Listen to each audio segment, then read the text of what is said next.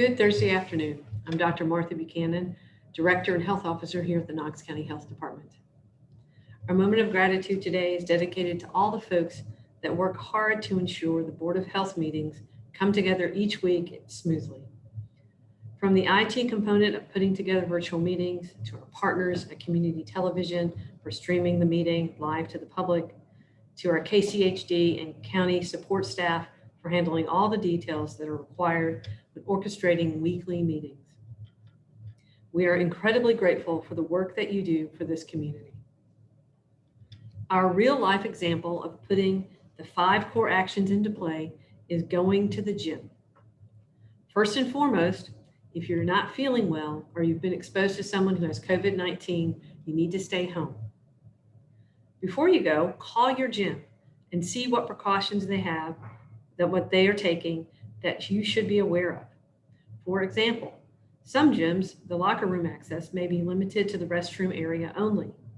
They may also screen you for illness or even take your temperature prior to entering the facility. Once you arrive, we recommend you wear your mask anytime at least 6 feet of distance can't be maintained, such as in the weight rooms, group fitness studios, or check-in areas.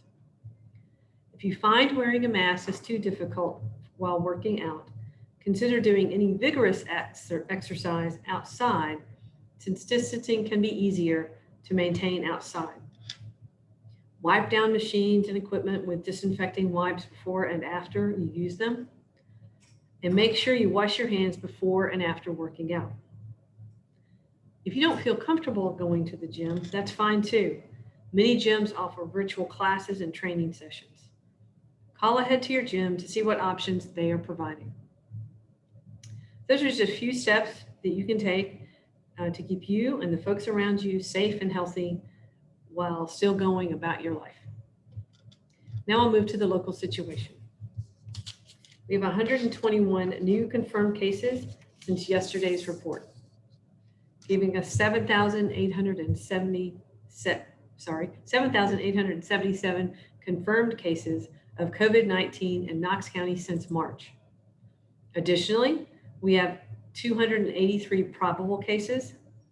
6,294 of our cases are considered inactive, giving us 1,847 active cases. 297 individuals have been hospitalized at some point in their illness. 38 Knox County residents are currently hospitalized. Fortunately, we have no additional deaths to report today, keeping our total at 64. Now we're transitioning to the benchmarks. As a reminder, for the majority of our benchmarks, what we want to see is no 3-day statistically significant shifts within a 2-week time period. Every day we look back at the previous 2 weeks. That's what a rolling average is. Overall, what we mean by this is we are trying to see, are things getting better, staying the same, or getting worse, and how much better or worse, and at what rate. As a reminder, all of this data that we are going to talk about on this is on our website. You can find it at covid.knoxcountytn.gov/case-count. Moving to the first benchmark, sustained reduction or stability in new cases for 14 days. To illustrate this benchmark, we have a bar graph that shows previous cases, new cases, and the growth rate over time. At the time of the report, we had seen 5 consecutive red flags within the last 6 days, indicating a statistically significant increase in cases. Because of this, we are representing this benchmark as red. As we mentioned last week, cases appear to be trending upward, and that is exactly what happened. The majority of new cases we are seeing are in the 11 to 20 and 21 to 30 age groups. As school is now well underway, this further stresses the importance of following the 5 core actions in every situation. Students and parents need to make sure they are following these actions, not only inside the classroom, but outside the classroom as well. That means social gatherings, study groups, going out to eat, or any other social activity you might engage in. Our second benchmark community-wide sustained and increased diagnostic testing with consistent or decreased test result reporting turnaround time. For this benchmark, we are utilizing two bar graphs. One that shows a sample of the tests conducted for Knox County residents, and another for the average time between specimen collection and lab report data. Over the 14-day evaluation period, lab turnaround time continues to trend to less than a 2-day average, which is a positive indication. Regarding testing, we saw some red flags for the number of tests conducted, but they were not on 3 consecutive days. Last week, we had this benchmark as a cautious green due to the flags we saw relating to the volume of testing. This week, the volume of tests conducted isn't rebounding like we'd hope, leading us to represent this benchmark as yellow. Our third benchmark, sustained or increased public health capability. For this benchmark, we aim to initiate new cases in 24 hours and close contacts within 48 hours. We continue to be able to initiate investigations in this time frame. Because of this, our benchmark continues to be represented as green. With the existing EPI support team in place, we're able to handle the current caseload.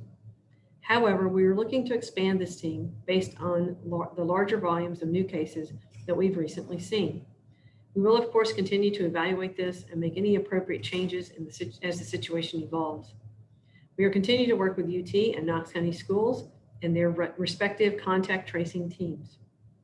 Our fourth benchmark, healthcare system capabilities remain within current and forecasted surge capacity. These graphs show the availability of regional hospital beds, ICU beds, and ventilators from our hospital partners. It also shows the additional surge capacity for these categories, as well as the COVID positive patients and the patients with pending test results in the hospital. These data are gathered from the information hospitals put into the Tennessee Healthcare Resource Tracking System, or HERTS. It may reflect Knox County, East Region, or patients from other jurisdictions. We saw no flags regarding hospitalizations or ICU beds. However, we did see 4 consecutive days of yellow flags for ventilated patients. After speaking with our hospital partners, they stated their benchmark should be represented as yellow. The hospital systems continue to meet daily, assess the situation, and plan their response together. As always, decisions regarding how to classify this benchmark as green, yellow, or red are made in concert with our hospital partners, as well as taking all the data into consideration. Our fifth benchmark, sustained or decreased COVID-19 related death rate for identified positive or probable cases. For this benchmark, we use a graph that shows the reported deaths of Knox County residents by date of death. Over the past 2 weeks, we have seen 10 deaths, with 7 of those reported in the last 7 days. Because of that, we are representing this benchmark as yellow. And now I'll open it up for questions.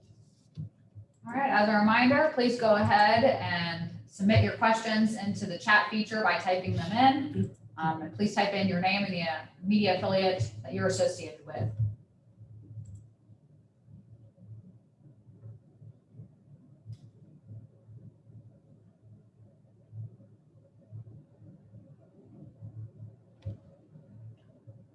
The first question we have is from Vincent with the Sentinel. Who told Dr. Buchanan that she was a non-voting member of the Board of Health? It's a really great question. That has been a standard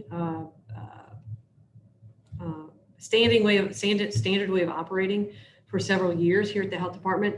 The previous director, Mr. Jones, considered himself a non-voting member. I don't know who he heard it from. It was something that had always been practiced. And honestly, in the past, the board voted on our budget, and that was really the only thing they voted on in the past. So that's a change. I'm happy to be able to vote and participate more in the Board of Health's decisions. Also from Vincent with the Sentinel, Dr. Buchanan mentioned that there was a meeting between herself and the UT Chancellor Plowman earlier this week where Plowman had asked her to take action to prevent COVID spread. What action did the Chancellor ask her to take? I believe I spoke about that last night in the Board of Health meeting. She asked us about considering doing a geographic closure of bars and restaurants, similar to something that Nashville had done. His follow-up question is, who else was present at that meeting? There were several people present at that meeting. I was just representing Knox County Health Department.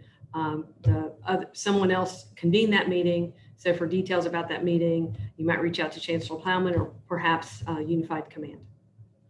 From Paul with WBIR, we know UT cases are driving a significant increase in cases in Knox County. Are you seeing cases in other groups and demographics of population increase too?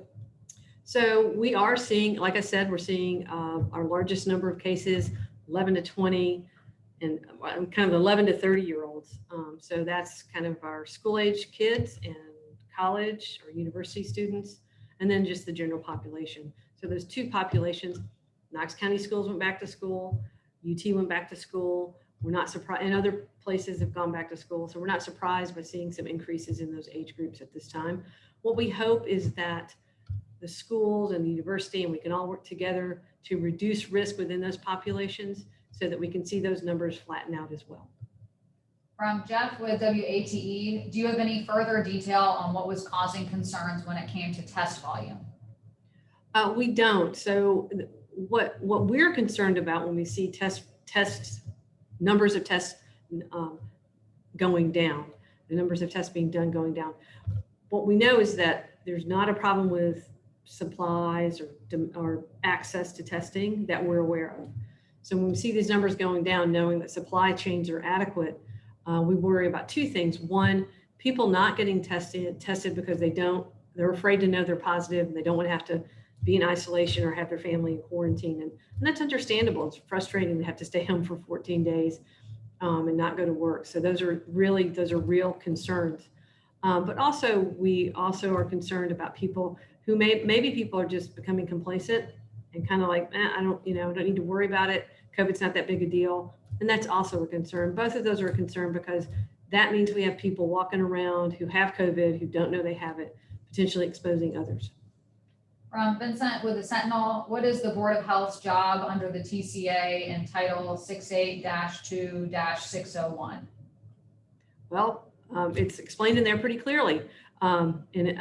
If you're referring to the TCA that establishes the Board of Health and says who the members are, I don't have the numbers memorized, but it states very clearly the Board of Health has a responsibility for setting policy and to protect the health of the community.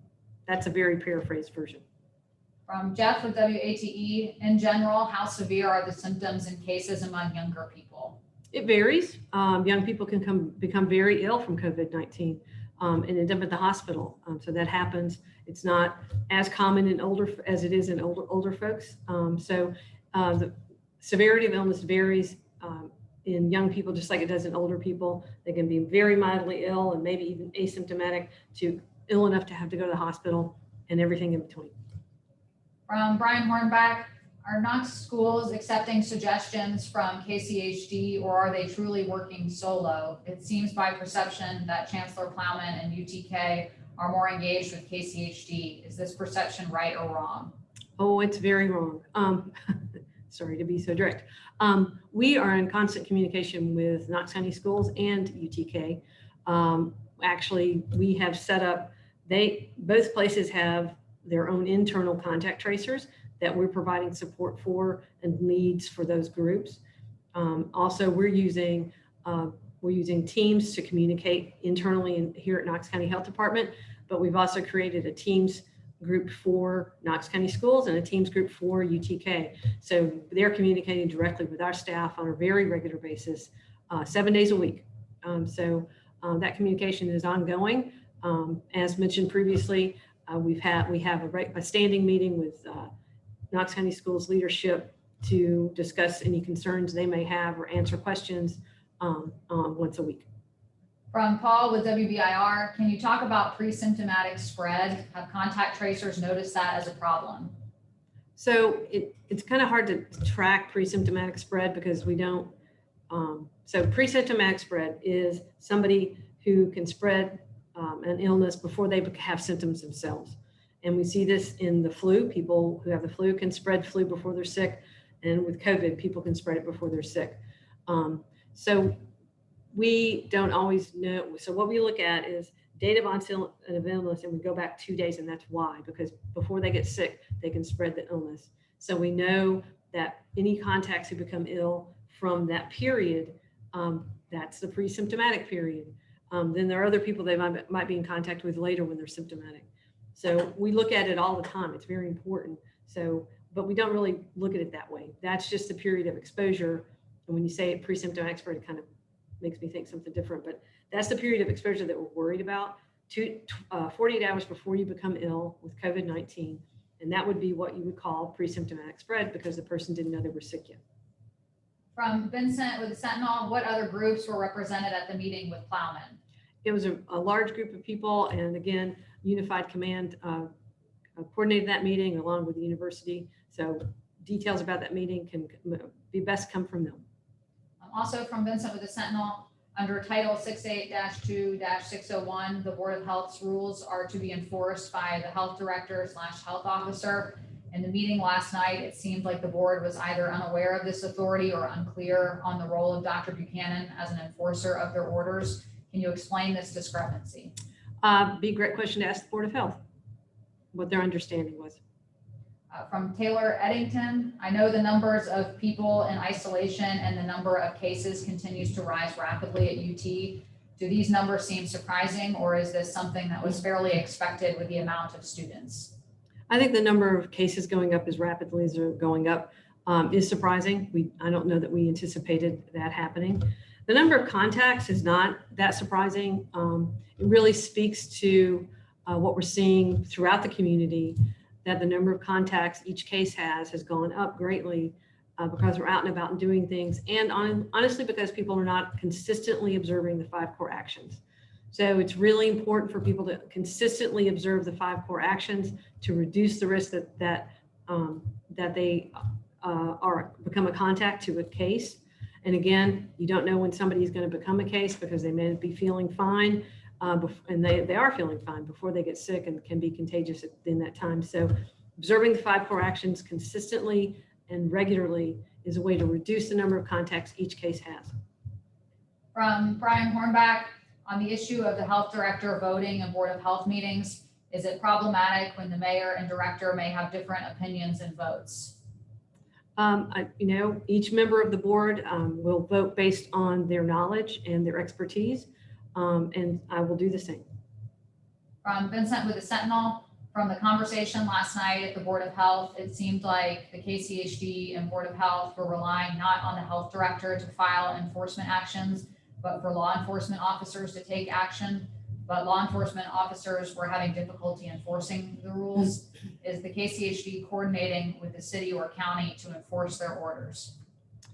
We haven't specifically been coordinating with the city and the county to enforce their orders. We work with the city and county when they have concerns and complaints. We try to go out and work with those places to help them get into compliance. And so that has been our focus, helping people or enabling people or entities to get into compliance, and working with law enforcement as needed to do that.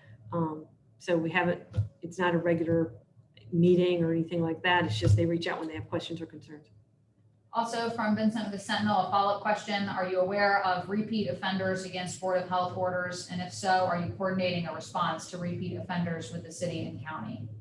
I am not aware of repeat offenders. So therefore, at this point in time, we're not. My staff, again, continues to work with those entities, trying to give them the opportunity to comply. Also, Vincent with the Sentinel, lawsuits against the county have been repeatedly brought up by both the mayor and the law director's office during Board of Health meetings. Is it the job of the Board of Health to avoid legal liability or to protect the public? Well, again, that's a great question for the Board of Health. From Isabel with the Sentinel, the Tennessee Department of Health changed its guidelines for determining a close contact last week. Is Knox County now using the 15 minutes or more definition when determining close contacts at school? We are using it everywhere. Also, with Isabel with the Sentinel, Dr. Buchanan said there is a Teams channel between KCS and KCHD, another channel with KCS and UT. Which representatives from KCHD and KCS are in the Teams channel, and when was this channel created? That's a lot of detail. You know, my staff that are doing the work every day, that are providing support to Knox County schools and to the University of Tennessee, are all engaged in those teams and using them as a regular way of communicating. It's really helped speed things up.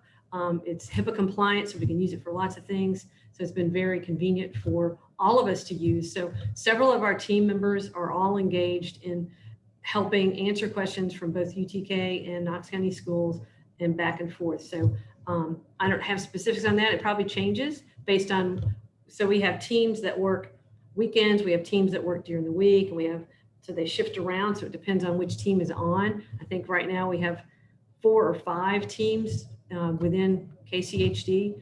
So it depends on which one of those teams is working, who is supporting the schools and who is supporting UT. From Brian Hornback, the Knox County Sheriff was clear in media that he would not enforce the mask mandate. Has he made a statement on enforcement of the curfew of 10 p.m. bar closure? I'm not aware of any statement that he's made. All right, any other questions? Please go ahead and submit them into that chat feature now.